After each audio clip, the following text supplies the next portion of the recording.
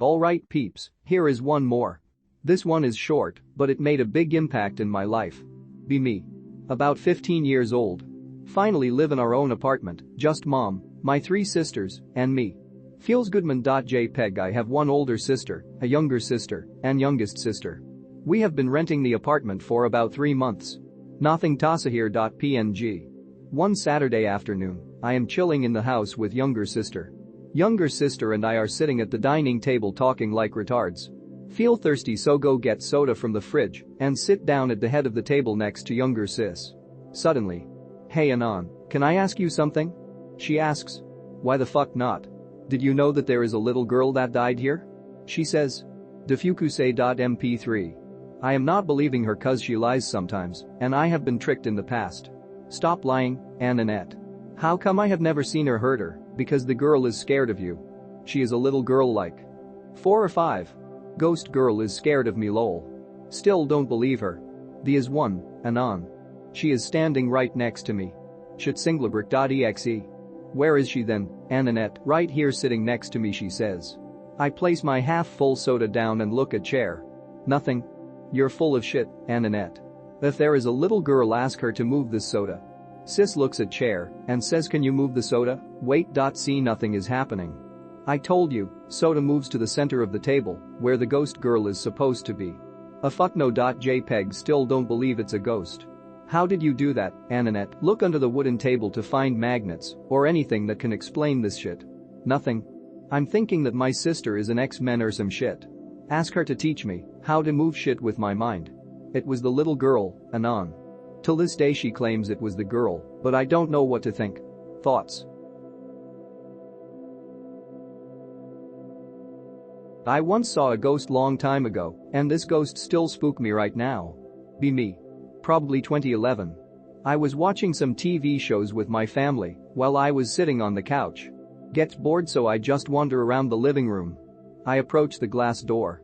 Stare at it for approximately couple minutes. Apparently, there's no cars.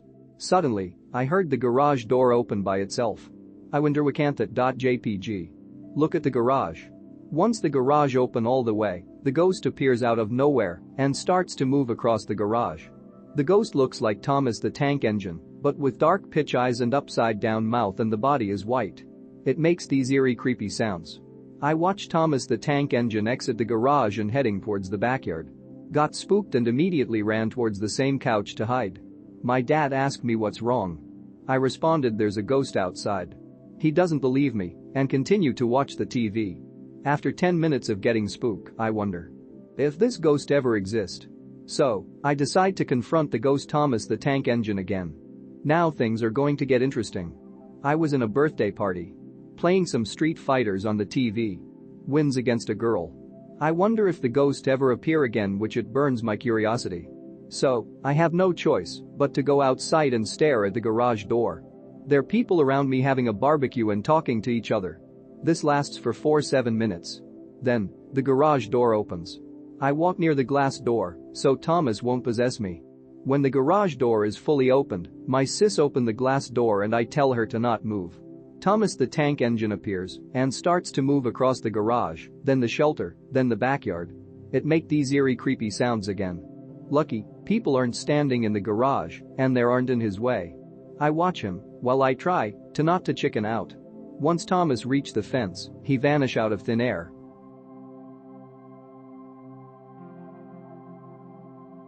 Be me, 14.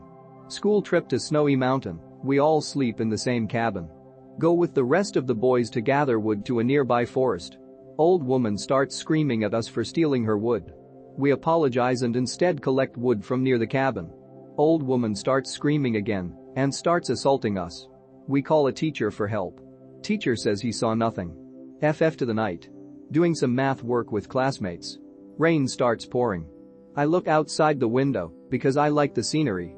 For a quick second see the old woman staring right at the cabin with some soulless eyes and something in her hand. I can't remember if it was a shotgun or just a stick. I freak out. Classmates see outside. They freak out too. Teacher comes rushing. Nothing is there. Go to sleep.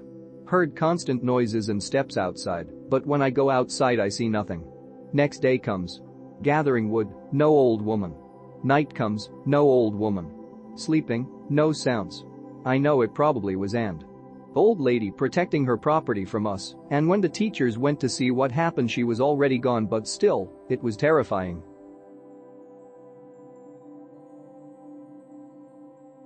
Be me.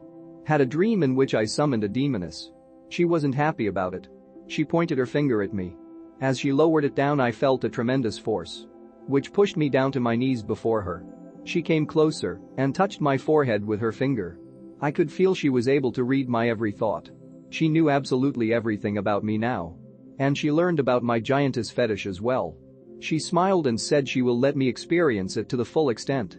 She shrunk me to about 4 inches and grabbed me in her hand. She looked at me with a grin on her face and forced me into her pussy. She used me as a dildo until she orgasmed hard. Then she pushed me all the way deep inside her and shrunk me to the size of a grain of sand.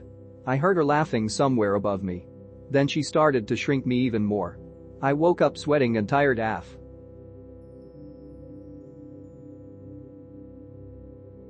Be me, 2 years ago, 19 years old.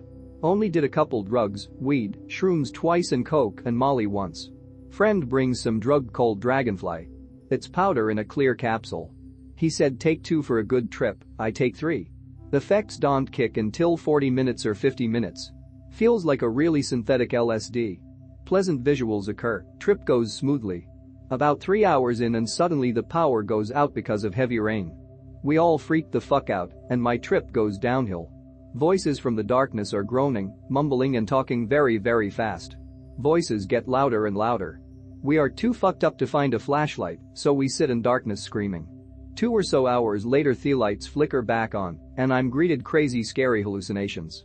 I look at the time, already 10 p.m, tired ass dry laying down. The trip is getting even more and more intense and I can't sleep. I stay up all night and trip. Next morning trip still continues. It continues for 3 days and comes down slow. Horrible fucking drug, don't ever try it unless you want an LSD trip for like 4 days. I see they are extracting my sperm from my penis's urethra. Great, I say, now, there'll be a million fuckers of me running around. They are extremely efficient and are either silent with me answering my own questions or are telepathically communicating with me. Actually, there already are millions of me running around, I presume. Y'all can read my thoughts then? I ask more as a rhetoric.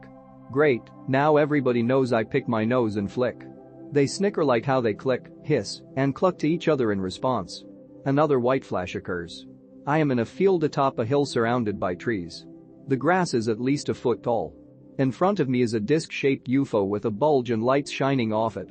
A taller robed gray flashes me a mock-up Spock hand gesture with its 4 fingers, 1 thumb, 3 fingers. White flash. I wake up from bed and have cool legs that are itchy, like they were just in tall grass. That's the last I saw of the grays. My encounter with an Anunnaki was for someone else, really. Be me in my 30s. Turn my head to the side to see a humanoid light being hovering the person I am sleeping next to. It gets startled and flies out of the room. Be me with teeth knuckles. I see the eyes of my brother and they are that of my own when he beat me in fear.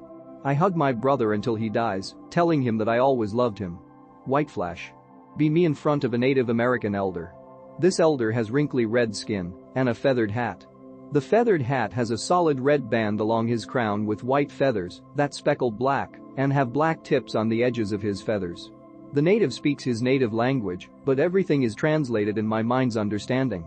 You call yourself Rabid Wolverine, do you not? Yes, I say.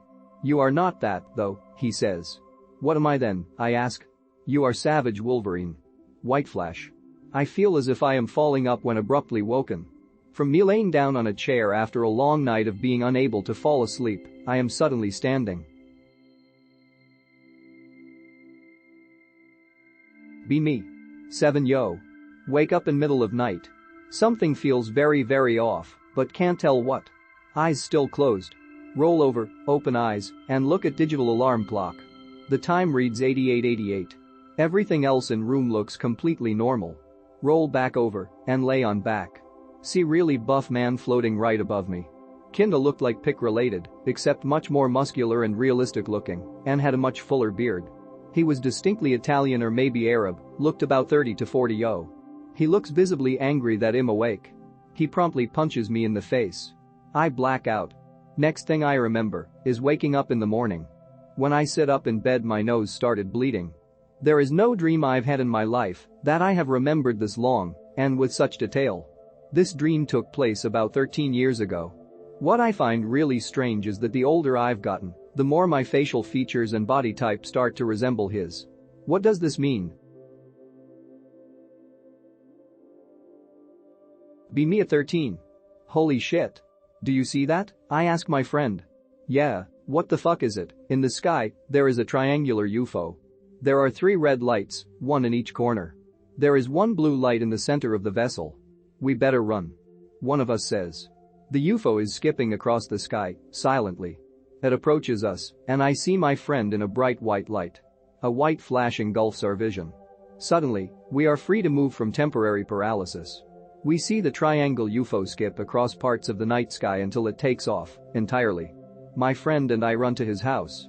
We talked about the encounter to each other that night, spooked. The next morning, my friend and I still remember. After that night's sleepover, I tell my father what happened. My dad says something like, "Don't ever tell anybody what you saw ever. They will think you're insane. You have to promise me that you will never tell another soul what you saw last night, and I mean it."